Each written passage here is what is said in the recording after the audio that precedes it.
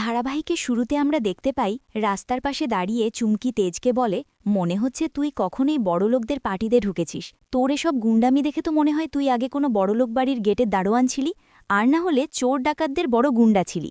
চুমকির কথা শুনে তেজ বলে, আমি কি ছিলাম আগে সেটাও মনে নি। এদিকে পটলা বলে, চুমকিদি বিচুহিল কিন্তু একদম ঠিক কথা বলেছে, বিনা নিমন্ত্রণে এখানে কাউকে ঢুকতে দেবে না। তখন চুমকি বলে, আমাদের গ্রামে যখন বিয়ে হতো তখন সবাইকে খাওয়াতো, আর যদি কেউ বিনা নিমন্ত্রণে চলে আসতো তাহলে তাদেরকেও খাইয়ে দিত। আর এদেরকে দেখ, 2 প্লেট এক্সট্রা চলে যাবে বলে এমন নিয়ম করে রেখেছে। শহরের মানুষের ঘরবাড়ি বড় হলেও এদের মন হয় একদম ছোট। যদি চিনির কৌটার মধ্যে পিঁপড়ে পড়ে তাহলে সেই পিঁপড়েটিকে ধরে পেছন থেকে টিপ দিয়ে মেরে দেবে। চুমকির এসব বাজে বাজে কথা শুনে তেজ বলে, এই সব কথা রেখে এখন ভাবো কিভাবে ভেতরে যাবে। অন্যদিকে আমরা দেখতে পাই সাকসেস পার্টিতে দাঁড়িয়ে সুধা সবার সাথে হাসি মুখে কথা বলে।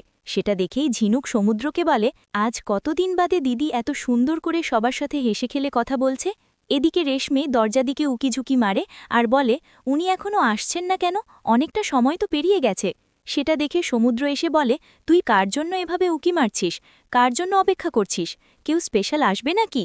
এটা বলেই চলে যায়। পরক্ষণে সেখানে ডক্টর মোহিত একতোড়া ফুল এনে সুধাকে দিয়ে বলে, কংগ্রাচুলেশন সুধাময় বসু মল্লিক, আমি খুব খুশি হয়েছি আপনার এই সাকসেস দেখে। তখন সুধা বলে, আমিও অনেকটা খুশি হয়েছি, সময় বের করে আপনি আমাদের এখানে এসেছেন।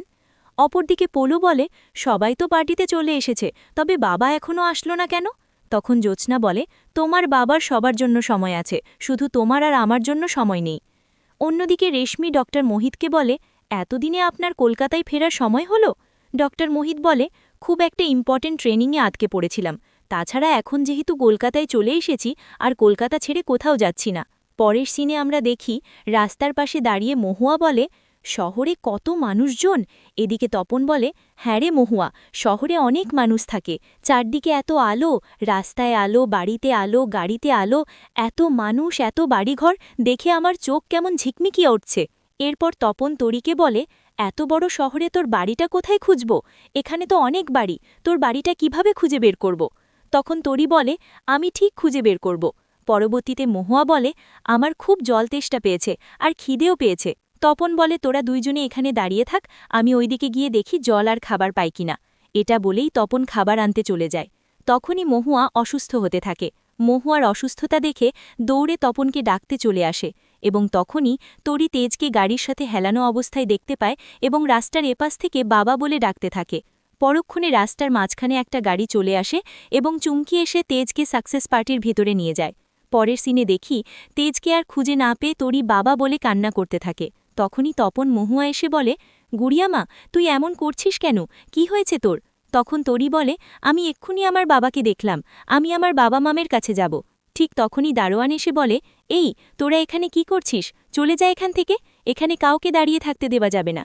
তরি অনেকবার রিকোয়েস্ট করে, কাকু আমাকে একবার ভেতরে ঢুকতে দাও না, ভেতরে আমার বাবা আছে। কিন্তু দারোয়ান ছোট তরির কথা না শুনে তাড়িয়ে দেয়। অন্যদিকে আমরা দেখতে পাই চুমকি তেজ পটলা ভিতরে ঢুকতেই গেটে দারোয়ান বলে, কি ব্যাপার, আপনারা কার, বিনা নিমন্ত্রণের ভিতরে আছেন কেন? আগে নেমন্তন্ন কার্ড দেখান, তারপর আমরা ভিতরে ঢুকতে দেব, তাহলে এখান থেকে বেরিয়ে যান। পরক্ষণে ভাব দেখিয়ে বলে, আমি কে তুই চিনিস, এত বড় সাহস আমাকে ভিতরে যেতে আটকাচ্ছে? আপনার এই কাজ কেড়ে নিতে আমার 1 সেকেন্ডও সময় লাগবে না, বিশ্বাস না হলে আপনি আপনার ম্যানেজারকে ডেকে পাঠান। ম্যানেজারের কথা শুনে পটলা বলে, ম্যানেজার আসলে কিন্তু আমাদের সত্যি চিনে ফেলবে, তখন তো আরও ঝামেলায় পড়ব।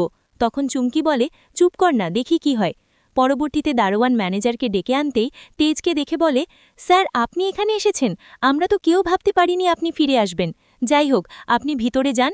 সরি স্যার, আমাদের চিনতে অনেক ভুল হয়েছে, আপনি প্লিজ কিছু মনে করবেন না। Sorry sir, sorry madam.